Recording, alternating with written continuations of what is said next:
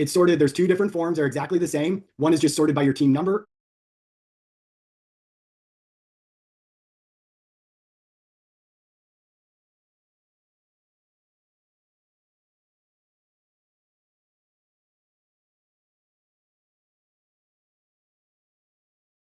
And one is sorted by your last name, so you can find your name, your last name, your team number, and then you can find your team members. Then you can email your team members, finding their IU email. And then after that, you can contact them however you want, whether you just start a group chat, whether you start a group me, whatever that looks like for your group, or Microsoft Teams, whatever that works best for you. Then with your group members, you're going to submit 3 rounds. Round 1 is due by end of day Monday. Round 2 is due by end of day Wednesday. And round 3 is due by end of day Friday. Having said that, I realize people are busy. There is Camp Kelly and Kickstart starting, so there's going to be different times. Round 1 tends to take the most time because you're learning the software, you're applying it. In round 2 and 3 are more tweaking some of your earlier decisions, seeing what worked well in round 1, what didn't, and more adjusting earlier decisions. Now with that, I saw Mike might have had a comment. Some of the other professors might have had a comment, and we'll see if there's any student initial questions in chats. Go ahead, you probably have a lot of questions until you review all the simulation details. Yeah, go ahead, Mike and professors. Hi, I just want to let everybody know that unfortunately there's been a disruption with our service provider doing related to a extreme heat event in Arizona, and they don't anticipate the site being up and running until this evening or tomorrow morning, the latest. So if you go to the site, you'll see the error, and they'll explain what's happening. So they're currently working on it. This is a very rare event. In the 12 years the site's been running, we never had an event where it wasn't able to be switched over to an alternate hosting site. But their whole site and servers are all down due to this cooling event where their cooling is down. It's Arizona's over 100 degrees.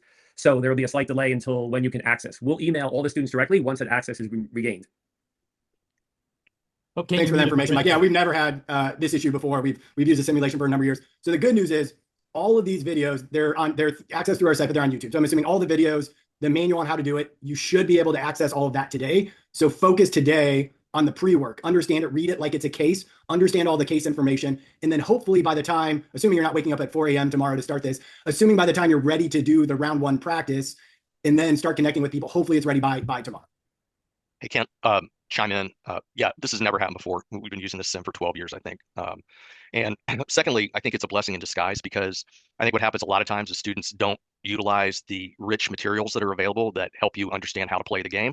And you'll find that sometimes members of your team may have disparate knowledge about how to play the sim because some of you do a great job of reading the instructions and others don't.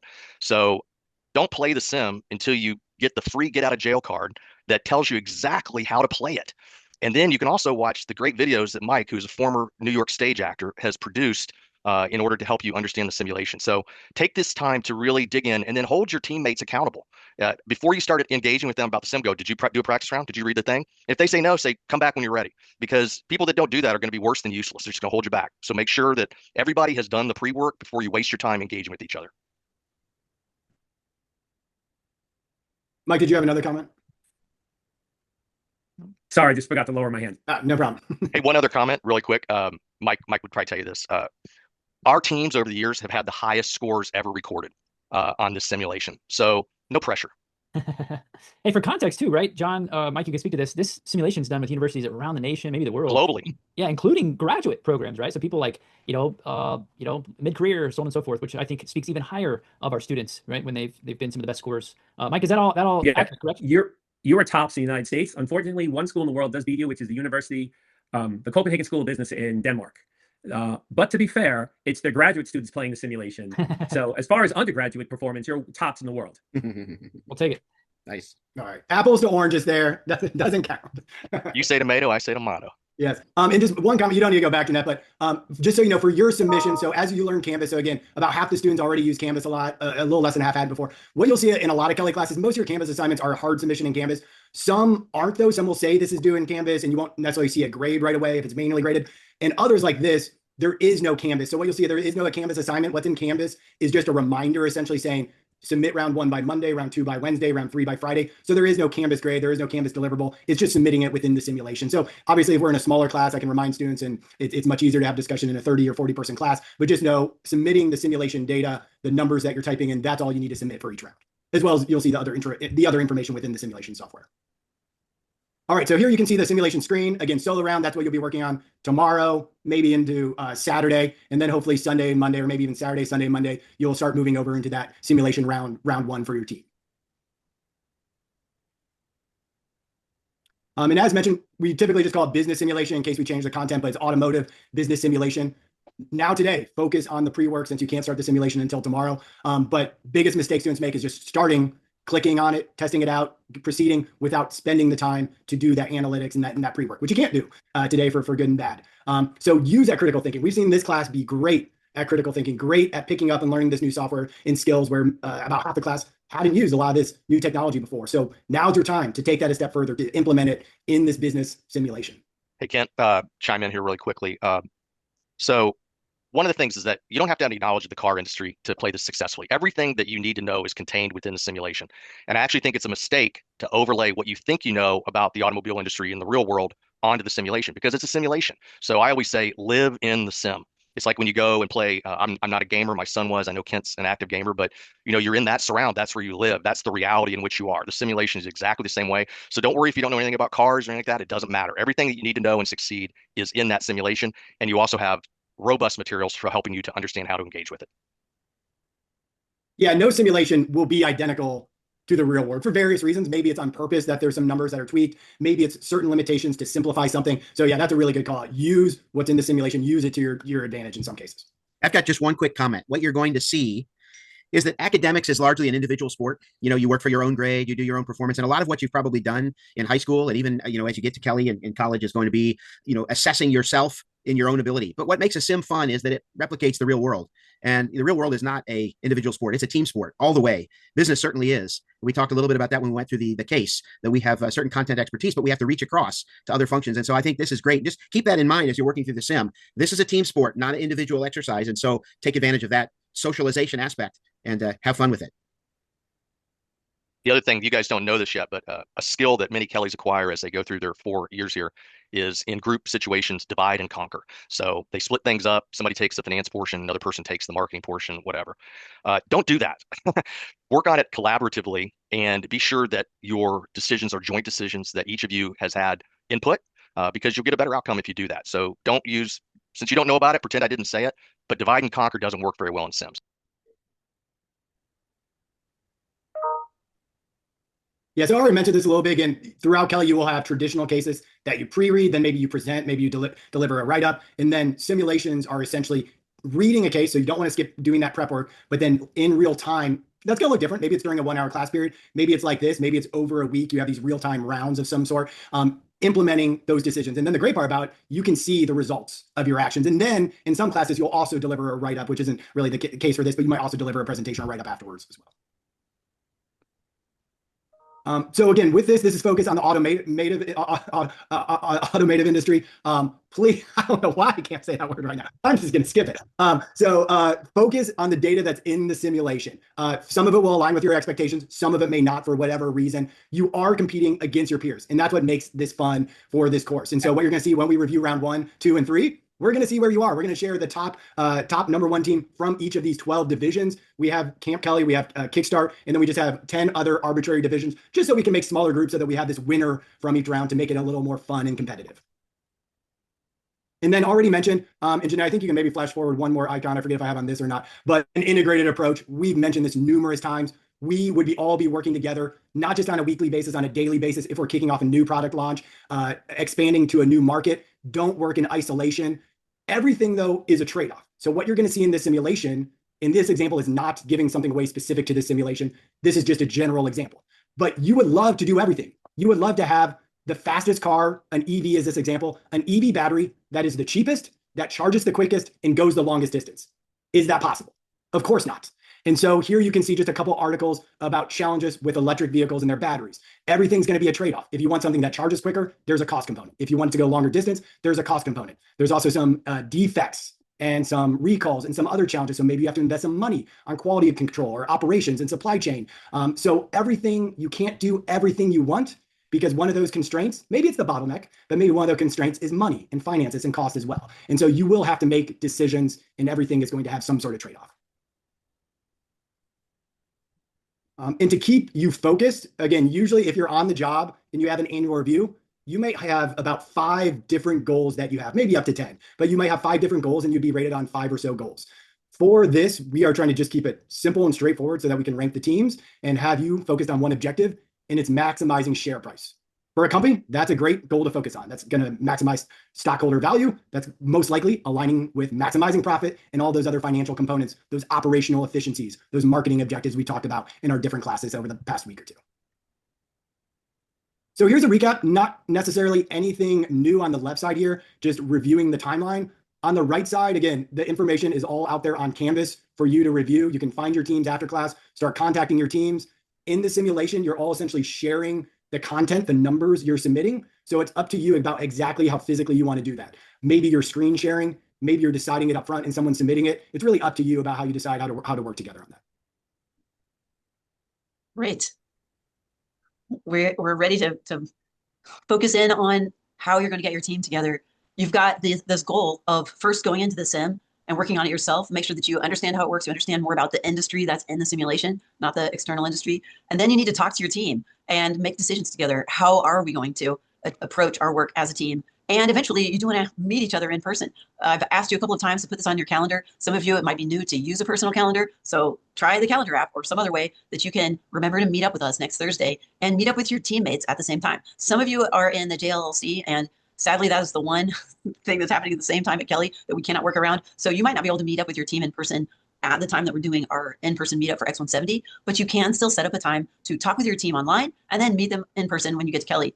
In my C205 Business Writing Honors course, it's my typical course that I teach at Kelly. So many of my students told me that they did meet their X170 teammates in person and became friends with them and are still friends with them. So this is what we're hoping happens for you. But it starts with you. You're going to need to try to say yes to meeting at the time that most of your team can meet. So let's think about how that's going to happen. We're going to recommend that you video meet first on Teams with your X170 team. Some of you will be at camp. You're going to be at Kickstart. You're going to be at Camp Kelly this week. Set up a time when you can meet in person then. We have 2 of our divisions meeting in person before next Thursday. But everybody else, it's once you get to campus, you need to try to meet each other in person. But first, meet on Teams if you're not going to be at one of those camps. And then in your discussion, you want to talk about yourself, you want to talk about IU, you want to talk about your team. And then you're going to create some slides. Some of the slides you're going to be responsible for by yourself that you're going to put into this deck, but some of them will be based on this discussion that you have with your teams. So first of all, we want this video call that you have with one another, that you try to say yes to the timing, that everybody's connecting with each other and saying, sure, let's meet up with each other then. I'll tell you, I have a lot of my students tell me that one of the things they had to make themselves do, and it was hard, was to give up some of the other things that they wanted to do. So maybe you have a dinner already set up with a friend and you have to tell your friend, can I rearrange our dinner because I'm going to meet up with my X170 team online? Try to say yes to the time that works for everyone. See if you can meet with them by Monday, and it could even be on Monday, but you've had that first call on Friday, Saturday, or Sunday. And in that call, try to keep it informal and fun. You want to introduce yourselves, you're making friends with one another, you try to find out what you have in common. You can use this slide, you'll see it saved in Canvas as an agenda just to kind of keep you on track. What were we going to talk about? And if you are new at meeting a group of new people, then this agenda could be helpful to you. We do want you to share some of your X170 experiences, and ideally you also share your papers with each other. We mentioned that early on, that you'll be sharing your paper. So try to do that. Share your paper with one another. And then talk about your goals for a fun and successful year at IU. And then get into the details of how are we going to make sure that we do our couple of meetings that we're going to need, especially planning our communication and decision-making strategies that we want to use as a successful X170 team in the simulation. So you definitely want to become friends with each other, but you also need to be good business partners with one another. How will we make good decisions together? So here's another agenda you can use. It's even more detailed. Feel free to use whichever one works for you, but you're trying to create slides in that meeting. One that includes, what's our team name? You've got a number and a division that you're in. So you could say, okay, we're Village Deli and this particular number, but let's come up with a name that we think reflects us even better. And then put that on the slide, and you can add in then your division and your team number. What's a photo or an image that you think could represent us? That's a really great first slide. Have some fun talking through that and deciding it. You might have someone who decides, I'll run the slides and I'll start to create it while we talk. You'll need somebody that person, they're making a slide that says your meeting plan. And this is you again, all just talking in this first video meeting about what day and time is a good time for us to continue to meet if we're going to meet another time. And then what's our in-person meetup time? I'm going to encourage you to come to our Thursday meetup, but because there will be over 1,000 people, maybe even close to 2,000 people there, we're going to ask you, we'll start this next week with division times. And then you are best off, instead of going straight to X170 meetup, meeting somewhere else in Hodge first. We had some suggestions for meeting out on the patio. You might go to a specific classroom. You'll have each other's contact information, at least in teams. So one of you could say, I'm standing outside Hodge 3050. That's my classroom. I'm standing outside 3050. Meet me there in the hall, and try to find one another first, meet each other, talk to each other, and then go together to meet your mentors and your X170 faculty. You might also set up a meeting for someplace on Kirkwood or downtown. Maybe even you go to the division restaurant that your team is named after and have a great meal there before you head over to Hodge. So we've got a lot of meetup strategies for you. Remember, then you need a next slide, your third slide. That's your decision-making strategy, showing that you did talk with each other about what are our rules or norms that we're going to use to make sure that everybody comes to the meetings. Everybody is ready, everyone's voice is heard, and we make decisions together effectively so that when we go into the sim together and somebody can run that as the team lead, how do we follow through on our decision-making strategy and try to win within our division? Because that would be a really fun thing that you could even add onto your resume. But besides that, it's a lot of fun to have a win. And then the additional slides, one slide each. It's you introducing yourself to the rest of the team. We'll also get to look at your slide deck because you're going to end up posting that onto Canvas. And I have a lot of fun in the last week going through and looking to see what did everybody say about themselves? And we get to see a photo of you, where you live. These are the kinds of things we didn't get to see so far, but we'll get to see that in your slide deck. So the slide deck is intended to be fun, but we also want it to be a good representation of the kind of slides that you might make when you start in your presentations classes and your other courses at Kelley. If you don't hear from everybody in your team, let's say you are the one that creates a message, a group message in the chat in Teams, and you add everybody in your team into it, and you only end up hearing back from 3 people, but you've got 6 people in your team. But that's okay. Some people took a W this week, and they, looking at their lives, decided X170 was just requiring too much of their time right before move-in, and no fault to them if they decided to withdraw. So the remaining people, those are the ones that you want to meet up with. Some of the teams are 3 people when they meet each other in person, and that's also great. Those are great 2 more friends that you get to add in as you start at Kelley. I wanted to talk to you for a few minutes as a professor who teaches presentations as well as business writing. We want to talk about well-designed slides. I'm going to ask you in the chat, let me pull up the chat right now. In the chat, I want you to look at this slide and tell me, besides the content, why is this a poorly designed slide? What do you hate about it? Go ahead and write something in. There's probably a lot of things, too many words, it's boring, it's black and white, it's basic. I'm looking at some of your ideas, lots of great ideas. There are no visuals in here. It's depressing. Somebody said too, these are awesome reflections on why we don't like the slide. The content is good, but somebody said, I might fall asleep while reading this one slide. It's not engaging. We've got some good frowny faces. Agree with all of those things. So I'm going to show you a more well-designed version of this one. And then we're going to look at some other slides that are call-out slides from organizations at Kelley from a past semester, where we can see what do we like about those or don't like about those. So first, let's look at, it's not switching. You get to see me go in here and take a look, even though I did double check this a few times and it was working then. Looking at my transitions, they are not set the right way. I keep resetting them and they keep resetting themselves back. The others should be okay, but let's go ahead and look at this again. We're trying to do it on a mouse click. Let's look at this well-designed slide. All right, so what are some things that you like in here that's better? It still has a lot of words, but what do you see now that in this 10 slide list that makes it look better? So people have noticed it's got photo, it's got bold, it's got a nice graphic. It's a little more well-designed. You can see how it's easier to read. And even though you're looking at a lot of words, it looks like a well-designed slide. Has some differentiation, shorter lines, all those things. Definitely looks more organized.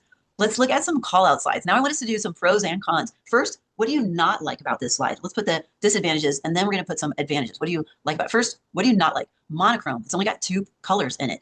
That's even, people said, somewhat distracting. The font is a really tight, scrunched up font. Makes it difficult to read. There are no pictures. You might not attend this call out because of those reasons. Let's go ahead and drop in, what are some reasons you do like this slide? So this is a call out slide from an organization hoping to get people to show up. It does look neat and organized. It is pretty simple, some good contrast. The blue on white is easy to read. The white on blue is easy to read. It's a little harder to read red on yellow, for example. So those are really good choices that you're pointing out. So also well organized, it's got a logo. There are reasons why you might attend this call out just from this slide. Let's go ahead and look at another slide. What are some reasons you do, or actually let's start with the don't. What do you not like about this slide? So here's another call out slide. And actually it's really effective. People did show up for it. It's got some really small font. Too much maybe going on. Nice criteria here that you're offering. Some of the font is really hard. It's harder to read the white on red than it was the white on blue. Maybe the title is kind of weird. Somebody said it doesn't look clearly organized. Let's start to drop in what are some reasons you do like this slide. When you look at this slide, what do you see? It's bright, it's eye-catching. Some people do like the photo that's included with it. The visuals are attractive and appealing. That it's got a nice logo that you'd say it does look pretty official in that logo. It's got the school colors in it. The information is easy to access. All right, we're gonna look at another one. What are some things you don't like about this slide? So this is really helpful as we're looking through these slide examples. We're getting some ideas of what we like and don't like. And if you're watching this later, I did not include these call out slides in the slides for you to look at, but I do want us to look through them in this video. This one does look like it has a lot more text. So it's kind of overwhelming, people said, and maybe disorganized, hard to really know what am I supposed to be looking at in the right order. But what do you like about it? What are some things you can see now on this slide that we haven't seen in previous ones that you're starting to think, I might include that on my slide? The QR code, different angles, everything's not squared off. The colors are nice. The black and white is easy to read. Even using different types of shapes, that's appealing. Were you gonna add something, John? Why $340? Why not make it 350? But maybe you'll remember it because it's 340. Ah, yeah. This numbers could be memorable. It's got personality, somebody says too. All right, we're gonna look at a couple more and then we're finished. Let's look at this slide. What do you not like about it? So all these slides are really different from each other. I'll tell you something while you're writing in. It's got a lot of words, etc. Something I like about all of these slides is they do have a personality. None of them are from Claude, and Claude does make really nice slides, but all of the slides look exactly or almost exactly the same. So this one, somebody said it's too Christmassy. I thought that too. So I'm really glad that you said that. I try to avoid anything that reminds me of a specific holiday. Too 4th of July, it's too Halloween, or it's too Christmassy. And maybe even this choice of green, is it the right one? What are some things you do like about this slide when you look at it? It does have a lot of words, but it does look festive, all right? And it has visuals in it. Maybe even you'll know when you go into this this call out, you know who's going to lead it, and you'll be able to go right up to that person and say, I'm so glad to meet you. Or you can look her up ahead of time and feel excited about that. So nice highlighting that they didn't just have us read a lot of words, but we can glance through it and see what is KC and what is this going to be about and where do I sign up? All that's pretty easy. All right, last slide. What do you not like this first? one looks great. There's part of this What one do that I you really not like. We'll see if anybody doesn't like anything in this slide, and then we're going to, it is the best one. Let's go ahead and drop in. What do you love about it? What do you love about this slide? On second thought, I don't know if I do like this because, you know, I have some gray in my beard now, and this one I don't. So bringing up you some bad. Yeah, some bad Don't even feelings. talk about the gray in your beard, Professor Bo. Just showing off a little. Yeah. So it has 0 flaws. We love this slide. You definitely want to go to this call out. And a reminder then, thank you for everybody for participating. There's not going to be a grade on your deck, and there's not going to be a grade on your Jupyter Sim. You might get to win, but if you don't, you still completed it. You learned more about how business works from multiple perspectives. You get to meet your team online first and then in person at Kelly. And you also get to decide, how are we going to be a great team? Let's come up with a decision-making strategy and apply that, and then try to meet in person, either at our in-person meetup for X170 or another time, maybe even for a great meal, lunch or dinner at one of those great restaurants. What else do our mentors or professors have to add in, Kent? Yeah, what I'd say with presentations too, there are some hard and fast rules, but a lot of it is subjective. So you'll learn as you go over your Kelly career what works for you. And I always recommend just make sure it works for you and you are natural speaking yourself. So whether it's a 2-minute elevator pitch or whether it's a presentation deck, don't use just exactly what we tell you to do is what works for us, and you end up reading off someone else. Make sure by the end of your Kelly career, so maybe it's by the time you're a junior or a senior, it's really in your own words, in your own natural voice too. But it can take some time to figure out exactly what that means to you. So let your personality show in your PowerPoint deck, but don't get too stressed over, does mine look okay or not okay? It's a good way to have fun in that deck when you meet with your team.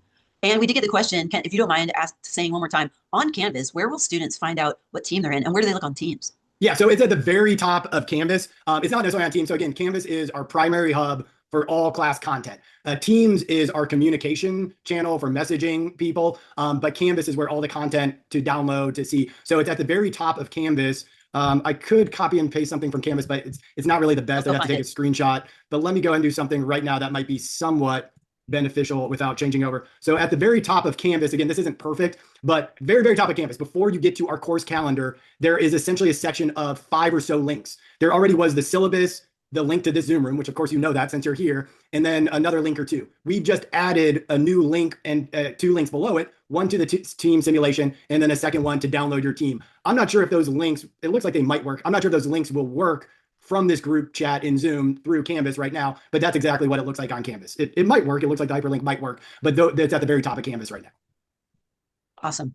So then Teams you use for communication with your team as soon as you find out who's in it. And you might send a message right now. It wouldn't hurt to, you're thinking of it right now, you look up who's in my team. And remember, in Teams, in the chat function, you can just start typing in somebody's name and bam, you've added them to a chat, and then make it a group chat by adding everybody's name in, and then write to them and say, hey, and then you can start the conversation there and decide, when are we going to talk to each other on our own Teams video call, and maybe share our papers with each other, talk through our strategy, start making our slide deck, and then post that hopefully before everybody comes to campus. You wouldn't have to, you still have some time for that, but that would feel good if you've already posted that slide deck in advance. Anybody else have anything that you wanted to add in, professors or our mentors? Just one other comment about the teams. Jeanette mentioned this, but just to emphasize, we created teams of about 5 or 6 students, but this is a course of over 2,000 students. And there's been a number of enrollment changes over the last day or 2, which is when we created these teams starting a couple of days ago. So it's possible a couple team members listed on that team are no longer in the course for various reasons. So again, proceed in the simulation and on your team deck with whomever is responding to you. Hopefully that's at least 3 students, but it's possible it varies in number. So just proceed with who's ever responding. The exact number per team varies for a couple different reasons. I'd love to see you also make sure that you have a copy of the deck once your team has made it. And instead of leaving it just a link, download it, and then even save that downloaded slide deck as a PDF, and everybody load it into Canvas yourself. So there'll be a lot of repeated slide decks in there. But if I wanted to let's say last year with Evan, if I wanted to see something about Evan's team, I could click just on his name and look at his slide deck, and he'd be in there, but all of his other teammates will be in there too. And any one of their teammates, his teammates, I could go look and click on their name and look at it. So try to, somebody might lead that and they design the deck first, and you add in and they make sure that you get access to it. It's your work too. And then download it and save that to Canvas before the due date. Can I just emphasize something that has been mentioned, but I know it's going to come up in teams. Students, are you with me? What do you do if you don't hear from one of your teammates? You heard a few professors already say it, but I just want to say it again because it is the most common question during this little stretch that we're in for the next 24 to 48 hours. Show them some grace, right? You don't immediately cut them out of the group chat and say, you didn't respond in 1 hour, we're cutting you out. People are busy. Some people are traveling, they got things going on. So keep including them. But at a certain point, you got to move forward. So keep them on the group chat, right? But you got to get your stuff submitted. You got to start working through the manual, the videos. You got to connect with the teammates that are responding. So show some grace, but don't completely freeze for the next 5 days because you haven't heard from somebody, right? That is not the recipe for success. Does that sound good? Does that make sense? Yeah, let's do both sides of that. Be patient with your teammates and be proactive as a teammate. Everybody try to answer the message that you get quickly. Try to say yes to a time. And even though you've got a lot of things going on, try to prioritize this course just as we go into the end of the course. You've done a great job with it so far. We want to make sure that you end really strong. So even if you say, gosh, I'm kind of shy to meet new people, everybody's feeling that way. And you get to meet online first. That's the easiest. In a chat, that's the easiest way to meet somebody. And then you can do a video call and then you can meet them in person. It's a multi-stage process. So try not to ignore anybody if they're reaching out to you, but also let's be patient with people if they need a couple of days to respond.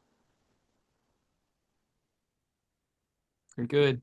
And don't forget, folks, before you leave, say, oh, class is done. No, we've got the mentor-only session that Lucky's going to lead. Super secret. We're not even allowed to be there, right, Lucky? We have to leave. So yes, all the professors have to leave. So see, there you go. So perfect. Works for us. Fine. Because I just wanted to acknowledge that before folks are like, all right, I can hop off. Not yet. Good stuff still coming. Yeah, you've got to say we've got such a great plan coming up for you. Thank you, Lucky, for letting me just take a little peek into what you plan to share. And I can see it's so helpful for everyone in this course. So I hope you'll stick around. And I want to answer Tyler's question in the chat really quickly, that you don't have to use PowerPoint, but I'll tell you when I ask alumni what they use, it's still PowerPoint. So you might use PowerPoint even if you haven't used it before, just because it is one of the most common presentation softwares that you'll find. And you could still decide something differently and then download it as a PDF. Absolutely fine, but that is a great way to get started. Should we go ahead and say goodbye, everybody? What I thought we would do, and you tell me if this is true, is we stop recording and then we start again. So we can have 2 different files. Can we do that? yes, I think that would work great. I don't know. Does that how that Can we? works? Yeah, we should be able to. I don't know if we need to necessarily. Well, and Lucky, you do want to record, is that right?